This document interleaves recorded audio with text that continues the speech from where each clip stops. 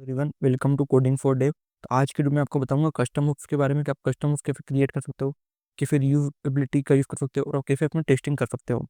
Okay, तो सबसे पहले जानते हो व्हाट आर कस्टम हुक्स।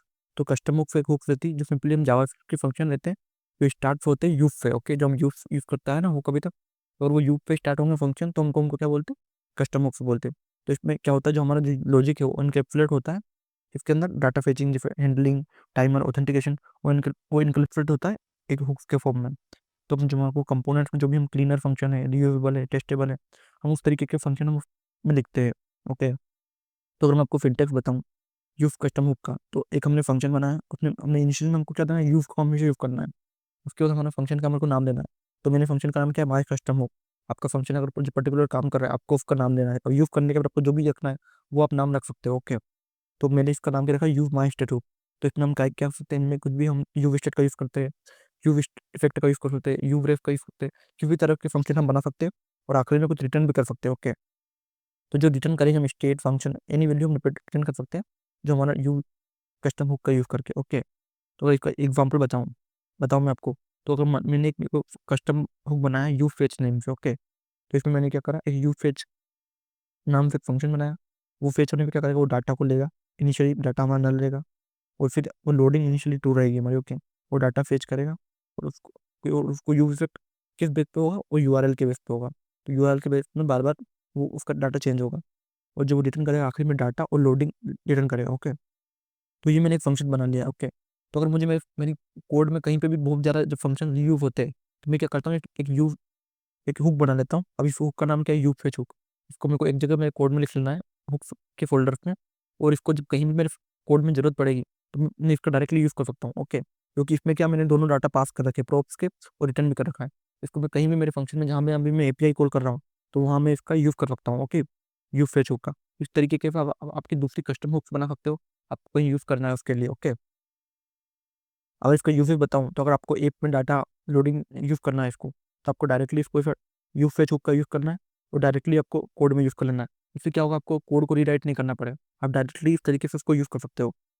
जब हम कस्टम वाई हम क्रिएट करते हैं कस्टम लूप कोड को यूज करने के लिए, जब हमारे को डुप्लीकेटिंग और हुक लॉजिक को कंपोनेंट्स की अगर हमको बार बार लिखना है, तो हम उसको रीयूज करने के लिए हम हुक्स का यूज करते हैं। अब बात करते हैं एब्स्ट्रैक्शन की।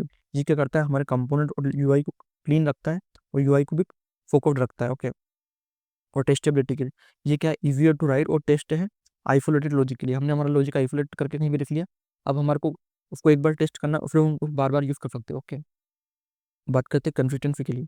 ये क्या करेगा, ये इंश्योर करेगा सेम बिहेवियर जब भी हम इसको यूज़ करेंगे, क्योंकि हमने इसको एक बार टेस्ट करा, उसके बाद हम कहीं भी यूज़ कर सकते हैं इसको। ओके, तो हर जगह हमारा सेम कोड देगा। अगर हमारी एक एपीआई वर्क कर रही है इसकी, तो हमारी सारी एपीआई वर्क करेगी, क्योंकि हमारे जो इसका कोड है फेच करने का वो सेम है। इसके जो कॉमन यूज केसेस होते हैं वो अगर मैं आपको बताऊँ किस तरह के हुक बना सकते हो, जैसे आपने फेचिंग, डाटा फेचिंग के लिए आप यू फेच नाम का एक हुक बना सकते हो। ओके, इसका जो यूज के बाद आप कुछ भी नाम लिख सकते हो। ओके, आप उस तरीके का हुक बना सकते हो। जैसे अगर फॉर्म हैंडलिंग की तरफ यू फॉर्म हुक का यूज कर सकते हो, लोकल स्टोरेज को एक्सेस करने के लिए आप यू लोकल स्टोरेज हुक का यूज कर सकते हो। ये इसका लॉजिक आपको खुद से लिखना पड़ेगा। ओके, ओथ लॉजिक के लिए आप यू ओथ का यूज कर सकते हो, इवेंट लिफनर के लिए यू इवेंट लिफनर का यूज कर सकते हो, और मीडिया क्वेरीज के लिए यू मीडिया क्वेरी का यूज कर सकते हो।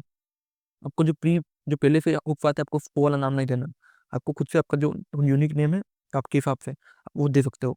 ओके, तो हम आपको ये टेस्टिंग के लिए यूज होता है कस्टम हुक्स को। जैसे अगर आप टेस्ट कर सकते हो कस्टम हुक्स को, जैसे लाइब्रेरी देती है इसमें, DXT की टेस्टिंग लाइब्रेरी, तो उसका यूज करके आप जेस्ट इनका यूज करके आप यूज कर सकते हो। तो आपको टेस्ट करना है यूज काउंटर को। ओके, तो आपने इनिशियली में यूज काउंटर को यूज करा, एक फंक्शन बनाया यूज काउंटर वाला।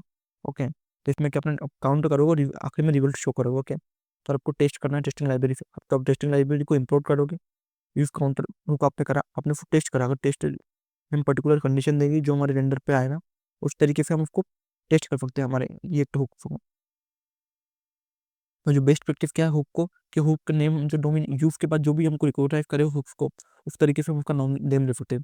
और हमारे को हमारे लॉजिक को प्योर रखना है, उसमें कोई साइड इफेक्ट नहीं होना चाहिए, आउटसाइड यूज इफेक्ट है। ओके, और हमको जो रिटर्न करनी है useful value state plus handler function के लिए, और हमको ऐड करनी है डिपेंडेंसी प्रॉपर्ली, जैसे यूज इफेक्ट और यूज कॉलबैक का हमको प्रॉपर्ली ऐड करना है, और हमको अवॉइड करना है अननेसेसरी रीजेंडर, जो मेमोराइज्ड वैल्यू फंक्शन जरूरत पड़ती है इसलिए। और मैं आपको रियल वर्ल्ड यू के बताऊँ इसका, तो अगर यूज लोकल स्टोरेज है, आपको लोकल स्टोर को बार बार यूज़ करना है, आपको की देना है, इनिशियल वैल्यू देनी है, अपने फंक्शन बनाया, उसमें आपने क्या करें कि यूवी स्टेट का यूज़ करा, आपने डाटा सेव करा आपका लोकल स्टोरेज का। ओके, आपने वैल्यू फिट कर दी, तो एक ही स्टोर वैल्यू, एक ही फिट वैल्यू। ओके, तो इस यूव का आप कहीं पे भी यूज़ कर सकते हो। अगर मैं आपको उसका यूव बताऊँ, तो मेरे को कितना छोटा होगा मेरा कोड, अगर मेरे को कहीं पे भी इसको यूज़ करना है, मैं डायरेक्टली एक यूज़ लोकल स्टोर का यूज़ करूँगा, मैं डायरेक्टली इसको पास करूँगा डाटा, और हम डायरेक्टली इसको यूज़ कर सकता हूँ कहीं पे भी किसी फंक्शन के अंदर। तो अगर मैं आपको वीडियो की समरी बताऊँ, तो ये क्या है, रिएक्ट एक फंक्शन है जो रिएक्ट यू यू हम खुद का कस्टम हुक बना सकते हो। क्या इसका पर्पस क्या है कि हम एब्स्ट्रैक्ट और यूज़ कर सकते हैं हमारे लॉजिक को। बेनिफिट क्या है कि क्लीन कोड लेता है और यूजेबल होता है और टेस्टेबल होता है हमारा कोड। और रिटर्न की बात करें तो स्टेट हैंडलर और वैल्यूज को रिटर्न करता है। नेमिंग की बात करें तो हमेशा यूज से स्टार्ट होता है। और अगर टेस्टेबल की बात करें तो टेस्टिंग लाइब्रेरी जैसे रिएक्ट टेस्टिंग लाइब्रेरी इनका यूज़ करता है। तो अगर आपको वीडियो में कुछ भी डाउट है तो आप कमेंट कर सकते हो। इसी तरह के और वीडियो देखने के लिए कोडिंग फॉर डेव को सब्सक्राइब करो। Thank you for watching.